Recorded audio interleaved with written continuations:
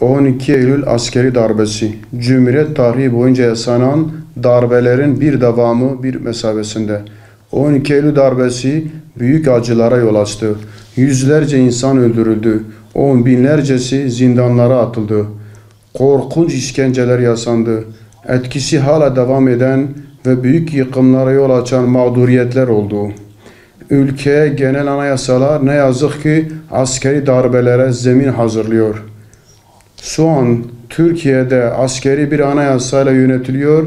12 Eylül askeri anayasasının darbesi olan anayasa birçok sorunun kaynağı, birçok acının ve musibetin kaynağı.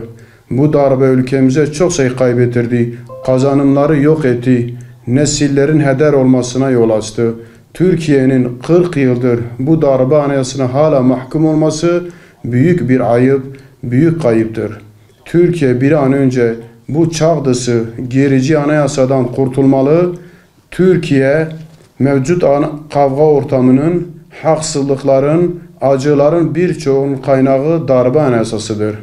Türkiye'nin ilerlemesinin, kalkınmasının, sosyal barışın, adaletin sivil bir anayasaya bağlı olduğunu herkes bilmelidir. Sivil anayasanın inşası konusunda herkes çaba göstermelidir. Sivil, adil, halkın değer ve inançlarıyla barışık bir anayasa şarttır. Bu halk mevcut hükümete kendilerini askeri darbe anayasasına kurtarması için oy verdi, destek verdi. Mevcut iktidar sahipleri halka sivil ve adil bir anayasa sözü verdiler. Ama ne yazık ki 20 yıla yakındır iktidarda bulunmalarına rağmen hala verdikleri sözü yerine getirmiş değiller.